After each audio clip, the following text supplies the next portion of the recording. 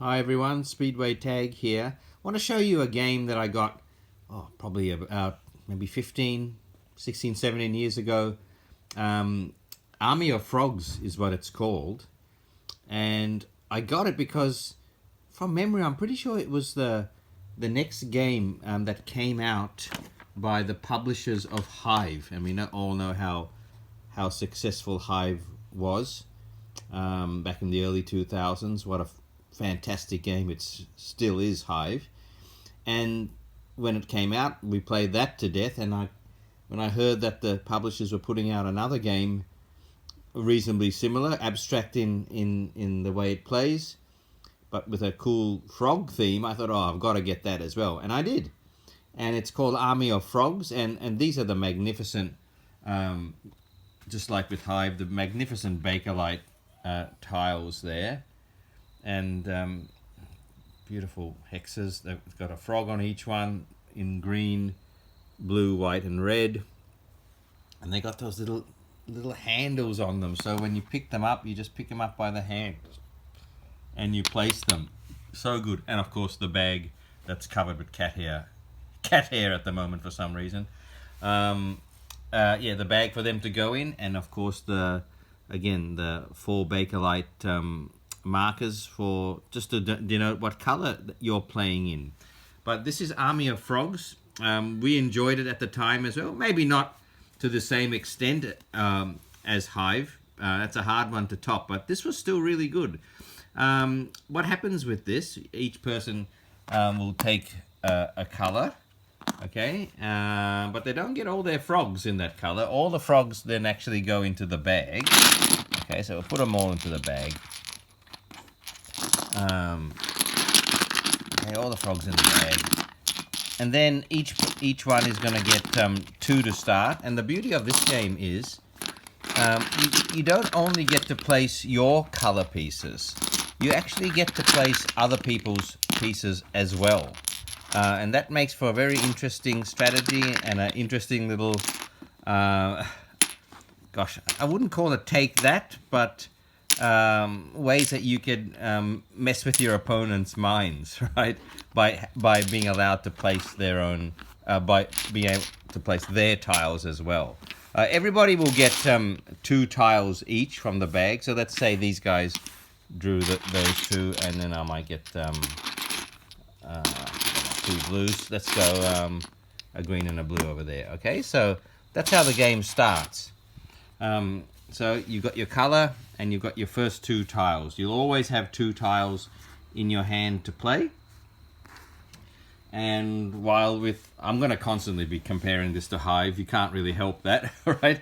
But as Hive was building a hive, this one is you're building an island of frogs, right? And the object of the game here is to link all of your own color frog stones that are in the island. You have to link them all together. They all have to be touching.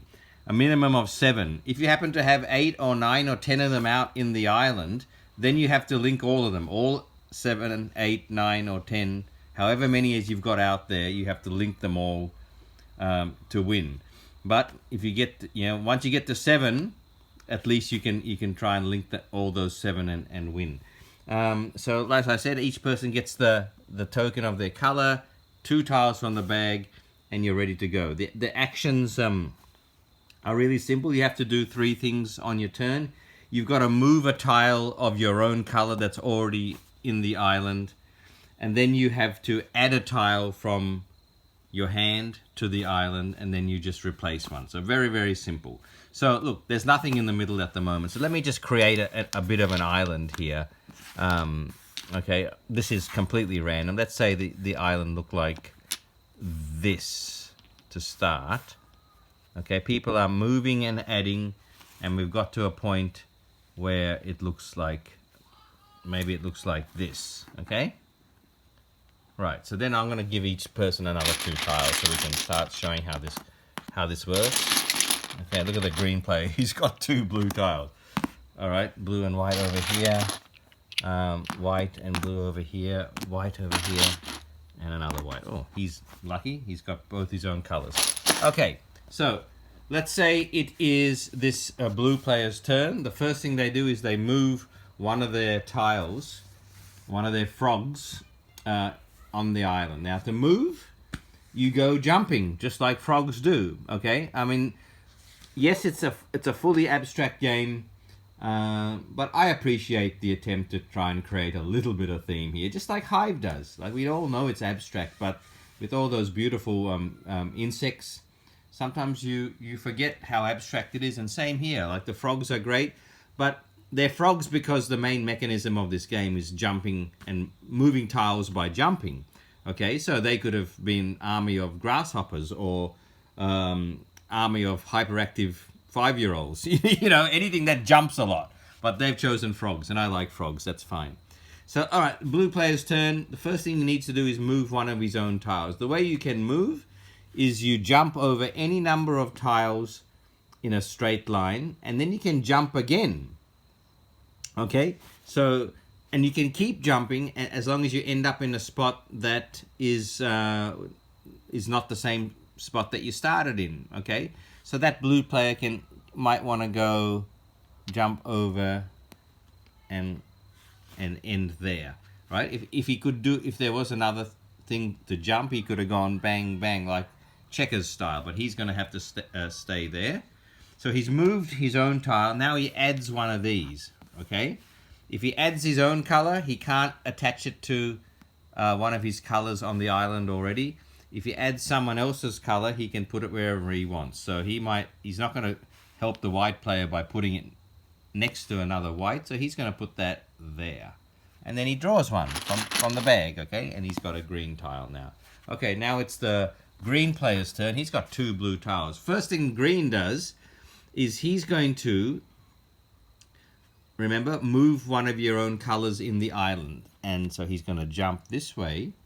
And it might create another jump by going that way as well and finish there. He's going well because he's got all 3 of his tiles in the island touching each other. If he gets, like I said, a minimum of 7 onwards, 7 and upwards, he's going to win. But he's got 3 already, which is really good. Okay, so he's moved one of his tiles. Now he has to place one of these, and he's going to place that as far away as possible from the blue player. And he's going to draw one from the bag. Right, and then we go to the red player. This time, let me warn you of 2 rules that you have to adhere to when moving tiles around the island, right? Just like Hive, you can't break, just like in Hive, you can't break the hive into 2 separate parts. Here, you can't break the island into 2 separate parts. So if your move at any stage breaks the island in 2, like this red player couldn't move that because now we've got 2 islands, right? So that's an easy one to remember. But a more trickier rule, placement, a movement rule here is what's called a string rule. And that is you are never allowed to move a tile or add a tile so that you have, how do they put it?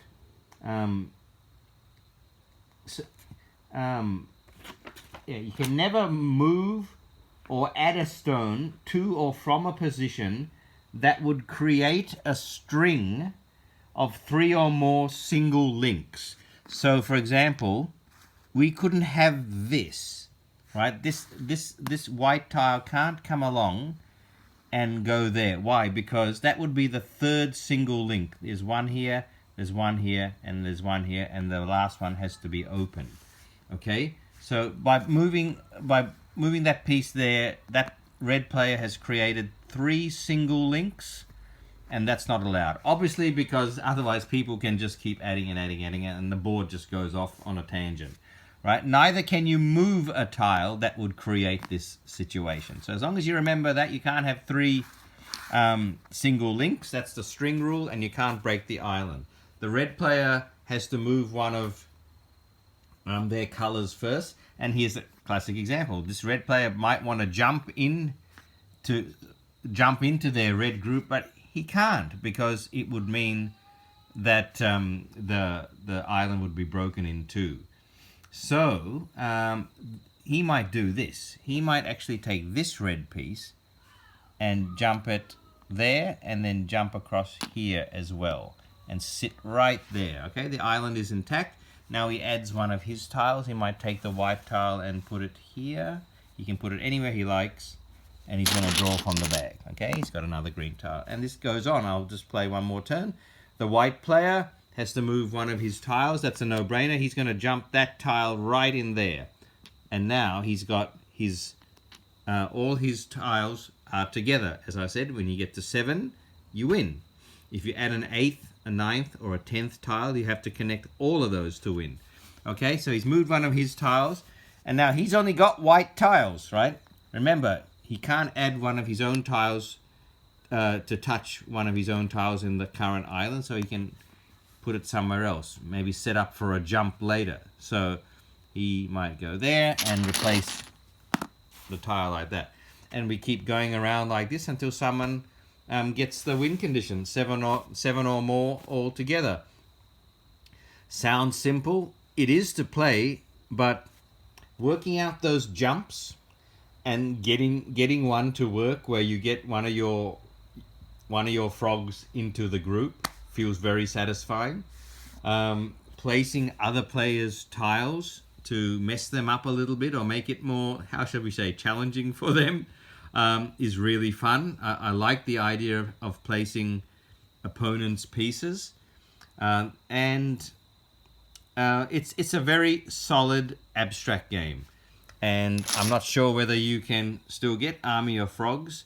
There was a fantastic app version of Army of Frogs which I played on the train like crazy for those couple of years, and I'm just in an abstract kind of mood, so I've been getting my abstract games out quite a bit, and we're going to give this one a roll again soon. So there is, gotta show, you know how I am about rule books.